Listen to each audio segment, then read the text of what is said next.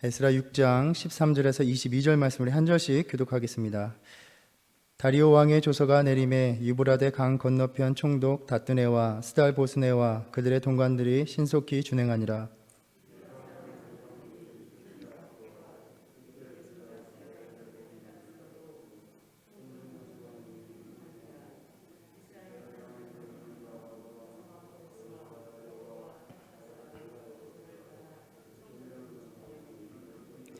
다리오 왕 제6년 아달월 3일에 성전 일을 끝내니라.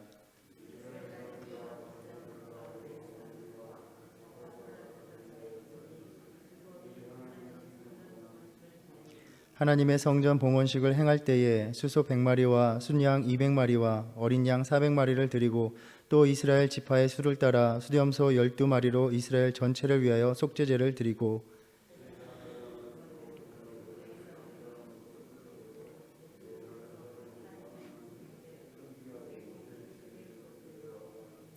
사로잡혔던 자의 자손이 첫째 달 14일에 유월절을 지키되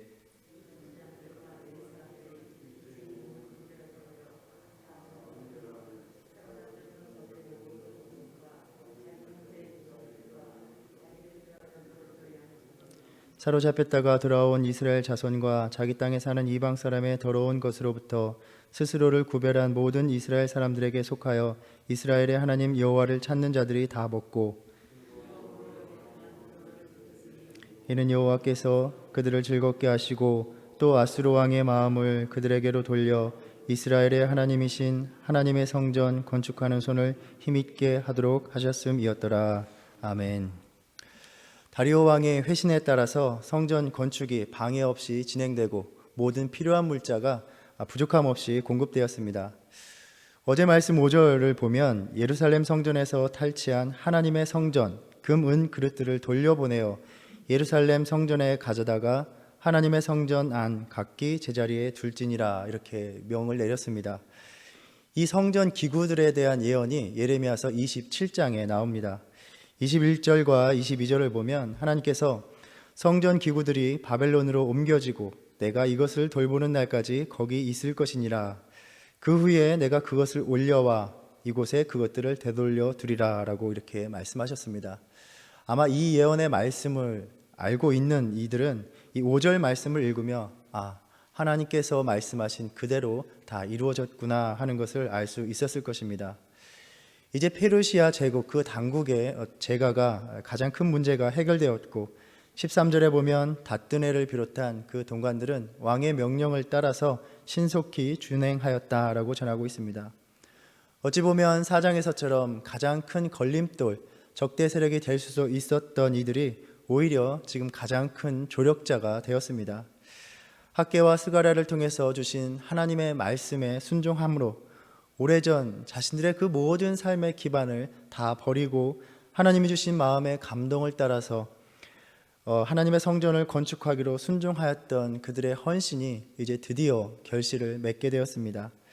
하나님의 섭리의 손길은 이들의 순종과 헌신을 결코 헛되이 하지 않게 하셨습니다. 모든 건축이 다리오 왕 제6년에 마쳤다 이렇게 말씀을 전하고 있습니다. 이때가 연대적으로 보면 주전 515년경이 됩니다.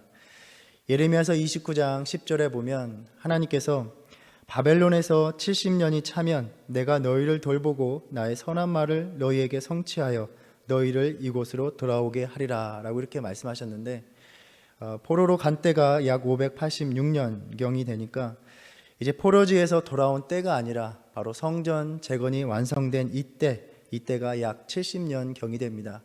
그래서 이 70년에 맞추어 단지 포로민들이 돌아왔던 때가 아니라 하나님의 성전이 또 그 성전 기물들이 회복된 때를 하나님의 말씀이 성취된 시기로 우리는 이해를 합니다. 우리들의 신앙의 회복도 마찬가지입니다. 어제도 나눴지만 하나님께서는 우리가 있어야 할 제자리로 돌아오기를 원하고 계십니다. 그것은 단지 몸이 돌아오는 것이 아닙니다. 진정으로 하나님을 예배하도록 준비되는 것입니다. 우리가 오늘 상황에 빗대어 본다면 우리가 이제 우리의 공동체도 하나씩 현장의 예배와 또 사역으로 회복하기를 힘쓰고 있습니다. 그러나 그것은 단지 몸이 돌아오는 것을 의미하는 것이 아니라 진정으로 하나님을 예배하는, 또 하나님의 일을 섬기는 데 있어서 준비가 되어야 하는 것입니다. 이 당시 유다 사람들에게 성전의 회복은 하나님의 품속에서 그 사랑을 힘입어서 다시금 살아갈 수 있도록 길을 마련해 주신 은혜였습니다. 우리 공동체에도 이런 회복의 은혜가 있기를 간절히 바랍니다. 성전의 재건이 완성되었기 때문에 이제 봉헌식이 거행됩니다. 16절에서 제사장들과 레위 사람들, 사로잡혔던 자들의 자손이 즐거이 하나님의 성전 봉헌식을 행하니라 라고 말씀합니다. 참 감격스러웠을 것입니다. 성전 재건이 중단되고 자신들의 순종과 헌신이 아무 의미가 없다고 여길 때 다리왕을 통해서 모든 것을 형통케 하시는 하나님의 은혜를 맛보았습니다. 자신들의 손으로 드리는 헌신을 하나님께서 기쁘게 받으시는 것을 경험했습니다. 자신들의 삶 속에서 이제 하나님이 임재하시는 처소를 마련함으로써 하나님께서 자신들과 함께 하시는 은혜를 누리며 살아가게 될 것입니다. 이제 성전 봉헌식은 이처럼 기쁨이 넘치는 자리였습니다. 17절의 말씀을 보면 성전 봉헌식을 할 때에 수소 100마리와 순양 200마리, 어린 양 400마리를 제물로 드렸다 이렇게 전하고 있습니다. 상당한 제물의 양입니다. 그런데 우리가 성경을 읽어보면 이것은 솔로몬이 성전 봉헌을 할 때에 비하면 너무나 초라했던 제물이었습니다. 열왕기상 8장에 보면 봉헌식에 희생 제물로 드린 소가 2만 2천 마리, 양이 12만 마리였다 이렇게 말씀합니다. 온 백성이 모여서 봉헌식을 드리다 보니 그 제물이 차고 넘쳐서 그 기름을 수용할 수가 없어서 성전 앞들까지 그 거룩하게 장소로 마련해서 구별해야 했다라고 말을 합니다. 그에 비하면 지금 드리고 있는 성전 봉헌식은 그 옛날의 성대함이나 화려함에, 그 영화로움에 미치지 못합니다. 그만큼 포로지에서 돌아온 이들의 공동체가 얼마나 작았는지를 보게 하는 말씀입니다. 우리가 묵상했었던 3장에서도 성전의 기초를 놓을 때에 이전의 성전의 모습을 보았던 제사장들과 레위 사람들, 나이 많은 족장들이 대성통곡을 하였다 이렇게 전합니다. 물론 새롭게 성전 건축을 하는 데 있어서 감격적인 그러한 울부짖음이었겠지만 또한 이전 성전의 모습을 떠올리면서 황폐하게 된 그 성전의 모습을 보며 떠올린 괴로운 울음이기도 하였을 것입니다. 그러할 때에 학개서 2장 3절에서 하나님께서는 말씀하십니다. 너희 가운데에 남아있는 자 중에서 이 성전의 이전 영광을 본 자가 누구냐? 이제 이것이 너희에게 어떻게 보이느냐? 이것이 너희 눈에 보잘것 없지 아니하냐? 그러나 주님께서는 그럼에도 성전 건축에 힘쓰는 이들에게 용기를 북돋아 주셨습니다. 그러면서 학개서 2장 9절에서 이렇게 말씀하십니다. 이 성전의 나중 영광이 이전 영광보다 크리라. 만군의 여호와의 말이니라. 내가 이곳에 평강을 주리라. 눈으로 보기에도 처음 성전에 비하면 화려함에 비할 바가 아니었습니다. 그러나 주님께서는 이전의 성전이 나중 영광이 더 크다라고 말씀하셨습니다. 주님께 드리는 제물도 이전에 비하면 보잘 것이 없었습니다. 그러나 주님이 보신 것은 넘치는 제물이 아니었습니다. 여기에서 우리는 이 말씀을 묵상하면서 과연 하나님께서는 어떠한 성전을 기뻐하시는가를 묻게 됩니다. 하나님께서는 과연 이전처럼 영화로운 성전과 또 그에 미치지 못하는 성전 중에서 어떠한 성전을 더 마음에 들어 하셨을까요? 그렇습니다. 물론 질문이 잘못되었습니다. 하나님 앞에 성전의 건물은 아무 의미 없는 것이었습니다. 아니 근데 왜 그러면 하나님께서는 학개서에서 보면 산에 올라가 나무를 가져다가 성전을 건축하라 하셨는가? 내가 그것으로 말미암아 기뻐하고 또 영광을 얻으리라 하시지 않았는가? 우리는 묻게 됩니다. 하나님은 성전의 건물이 아니라 성전을 세워가는 그 삶, 하나님을 찾는 삶을 원하셨던 것입니다. 하나님의 백성이요 하나님의 자녀이지만 하나님과 또 하나님의 나라의 일을 외면하면서 오로지 자신의 삶에 매몰되어 있는 그들에게 주님의 임재를 구하며 하나님의 뜻을 이루기 위해서 살아가는 그 삶을 살아가라고 성전을 지으라고 명하셨던 것입니다. 이것을 마치 하나님께서 건물에 하나님의 뜻이 있는 것처럼 오늘날 교회들은 성전 건물을 짓기 위한 명분으로 이 말씀을 인용하기도 합니다. 수많은 말씀들이 그렇게 왜곡되어져 온 것입니다. 우리는 우리가 겪고 있는 현실들을 신앙의 눈으로 바라보고 분별하는 것이 중요합니다. 그래서 저는 자주 우리가 최근에 겪었던 그 현실들을 빗대어 말씀을 묵상하곤 합니다. 우리는 팬데믹을 겪으며 건물에 의지했던 신앙이 무의미함을 철저하게 경험하였습니다.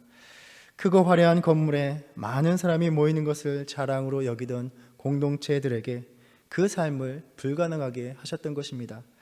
철저하게 각자 자기의 삶의 자리에 머물게 하심으로써 웅장한 건물과 화려한 예배 형식에 취해 있던 그 신앙들을 돌아보게 하신 것이라 이렇게 생각합니다.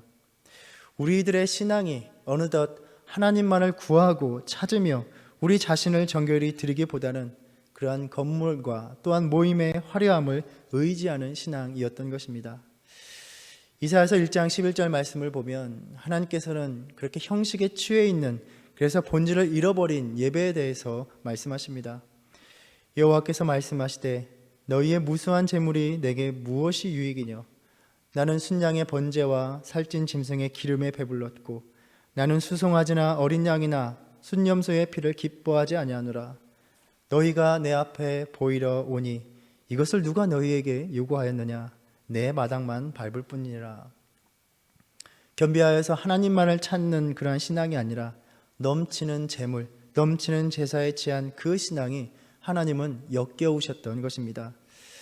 우리가 에스라에서의 이 성전 재건을 묵상하면서 하나님께서 다시 성전 건물이 세워지심으로 기뻐하셨다라고 묵상한다면 우리는 또 본질을 놓치는 것입니다.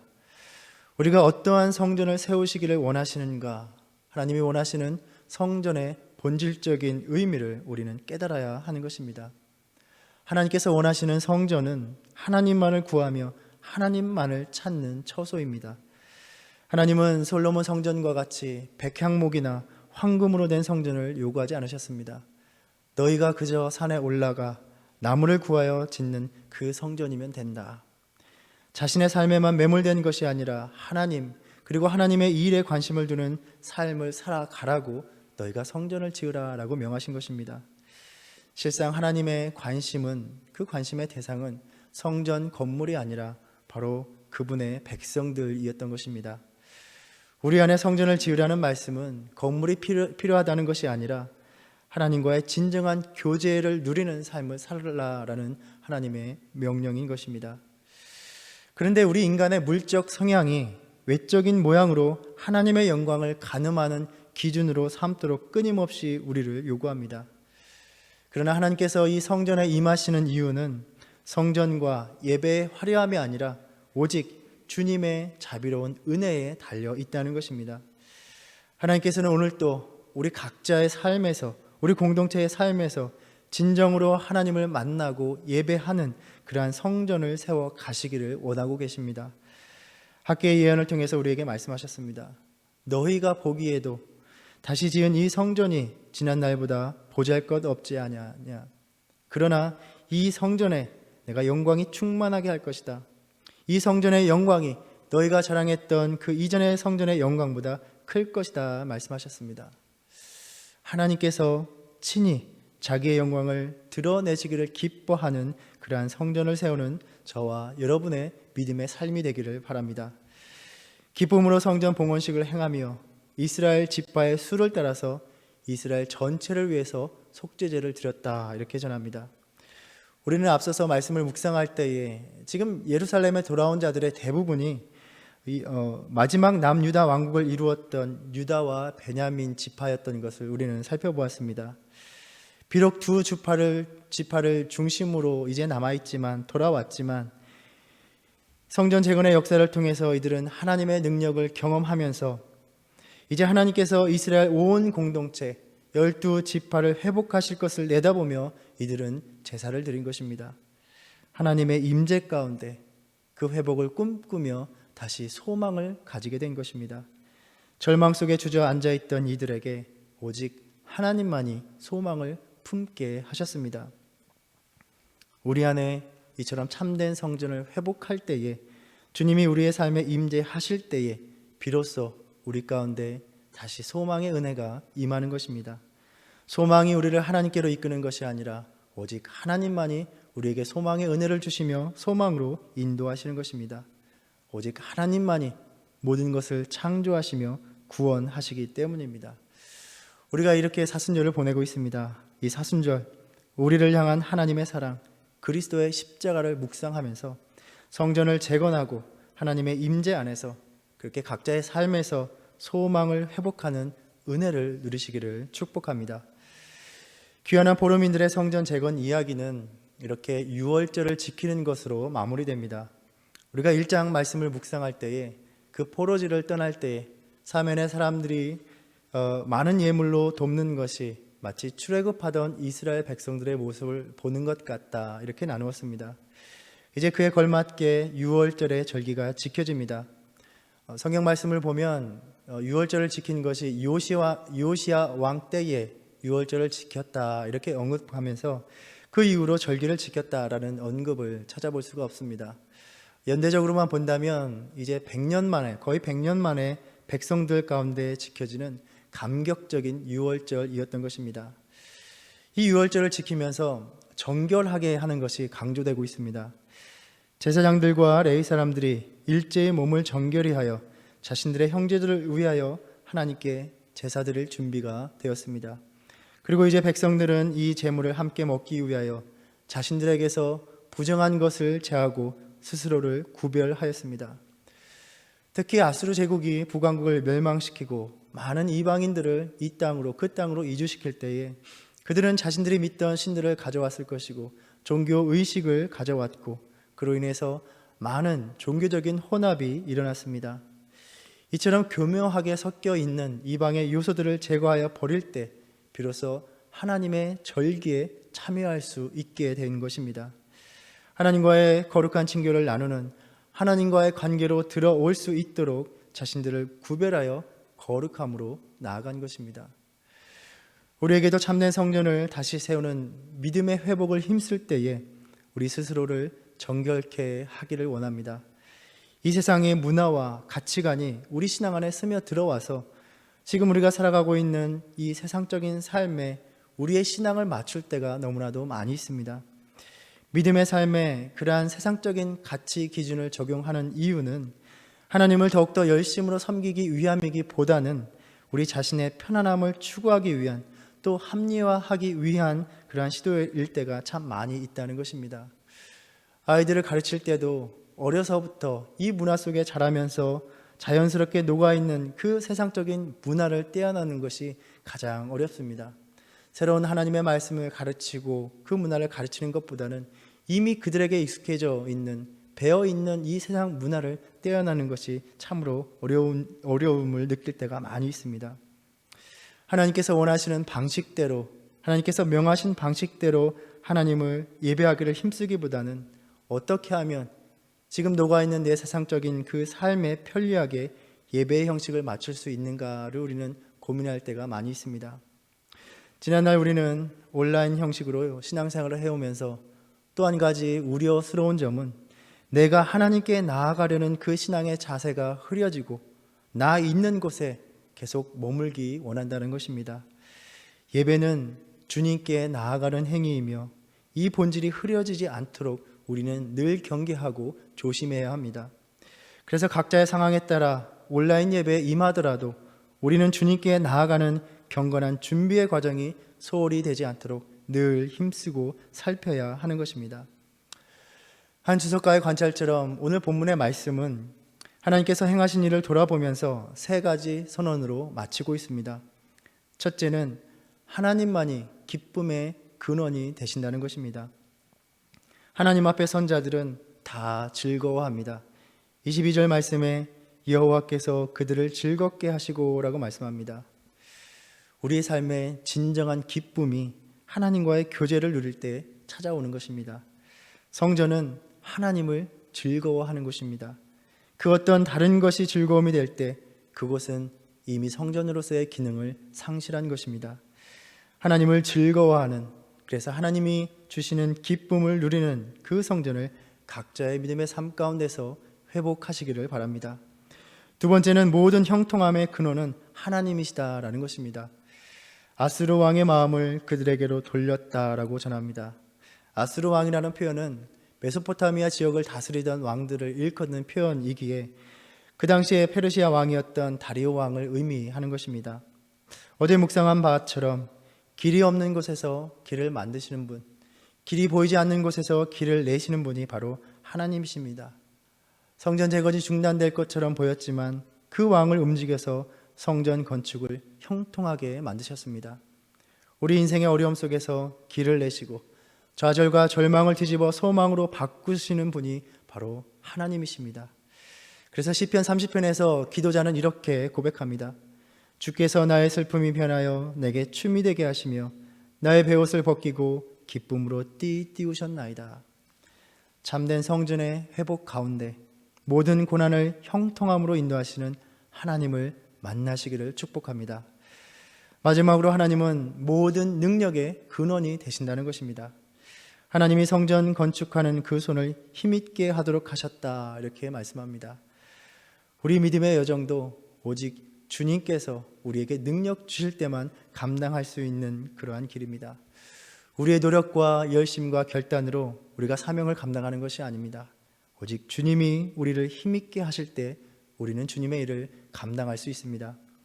능력 대신 하나님의 손길을 힘입어 주님의 일을 감당하는 저와 여러분 되기를 바랍니다. 이렇게 성전을 재건하는 이들이 경험한 하나님은 모든 문제와 어려움을 형통함으로 이끄시고 즐거움으로 채우신 하나님이셨습니다. 오늘도 우리의 모든 삶의 어려움을 아시고 감당하시는 아버지 되신 하나님, 우리의 모든 고통의 현실을 바꾸실 능력의 하나님을 의지하고 그 하나님의 임재하시는 거룩한 처소, 성전을 세워 나가며 그곳에서 하나님만을 즐거워하는, 하나님이 주시는 기쁨을 누리는 복된 은혜의 삶을 살아가시길 주님의 이름으로 축원합니다. 기도하겠습니다. 주님, 다시 성전이 세워지는 역사가 참으로 쉽지 않은 여정이었습니다. 그러나 그 모든 것이 주님의 섭리요 은혜임을 돌아봅니다. 우리의 삶의 성전을 다시 세우라 하심은 우리의 가치 기준이 아니라 하나님의 뜻에 따라 주님을 구하는 삶을 살아가라는 말씀인 줄 압니다. 다시 하나님을 온전히 기뻐할 줄 아는 믿음이 되도록 우리 자신에게 묻어있는 세상적인 것들을 다 떼어버리고 정결히 주님 앞에 서기를 결단하도록 붙들어 주시옵소서. 우리의 삶에 주 예수보다 더 귀한 것은 없다라는 고백을 드릴 수 있는 믿음 되게 하여 주시옵소서. 오늘도 어려운 현실 속에서 주님만을 찾는 그 심령들을 붙드사 그 모든 형편과 상황 속에서 길을 내어주시고 주의 일을 감당하며 수고하는 그 손을 힘있게 하여 주시옵소서. 예수님의 이름으로 기도드립니다. 아멘. 하늘에 계신 우리 아버지여, 이름이 거룩히 여김을 받으시오며 나라의 임하옵시며 뜻이 하늘에서 이룬 것 같이 땅에서도 이루어지이다. 오늘날 우리에게 일용할 양식을 주옵시고 우리가 우리에게 죄 지은 자를 사하여 준 것 같이 우리의 죄를 사하여 주옵시고 우리를 시험에 들게 하지 마옵시고 다만 악에서 구하옵소서. 나라와 권세와 영광이 아버지께 영원히 있사옵나이다. 아멘.